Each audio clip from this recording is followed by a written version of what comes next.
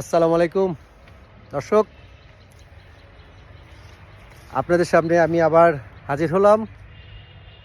আবার সেই প্রাণের তুলা খেতে এসেছি। খুব সুন্দর একটা আমাদের কটন ফিল্ড, দেখুন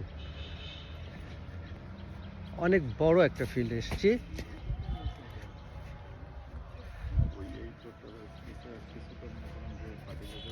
আমার সঙ্গে আজকে আছেন রংপুর জোনের প্রধান তুলানন কর্মকর্তা এবং ইউনিট অফিসার, দুজন ডায়নামিক অফিসার্স আমার সঙ্গে আছেন।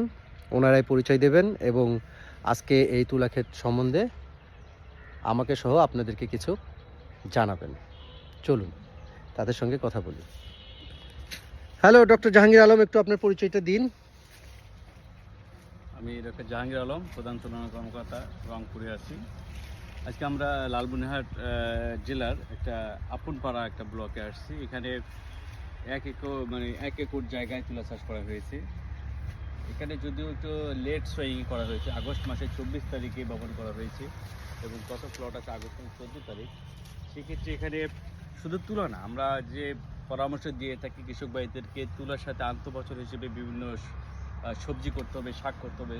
তো এখানে আমরা যে প্লটটাতে দাঁড়িয়ে আছি, এখানে তুলার সাথে উনি গ্রীষ্মকালীন পেঁয়াজ চাষ করেছিলেন।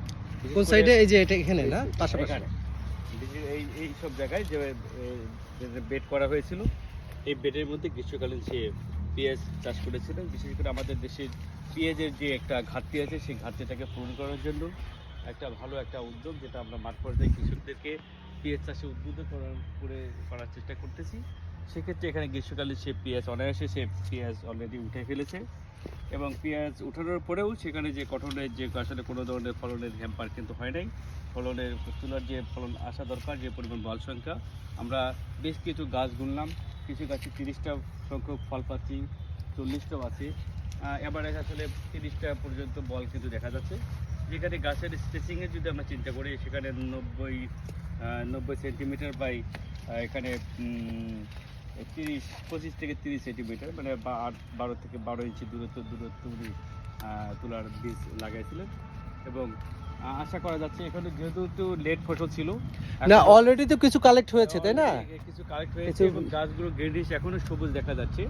একটু ফসলের লেট হওয়ার কারণে, যেহেতু শীতকাল চলে গেলেন, এখন গরমকাল অলরেডি চলে আসতেছে, এখন গাছগুলো তাড়াতাড়ি ম্যাচুরিটির দিকে চলে যাবে এবং যে বলগুলো এখন আনবাস্ট অবস্থা আছে সেগুলো দ্রুত কিন্তু বাস্ট হয়ে যাবে। অলরেডি কিন্তু বাস্ট শুরু হয়ে গেছে।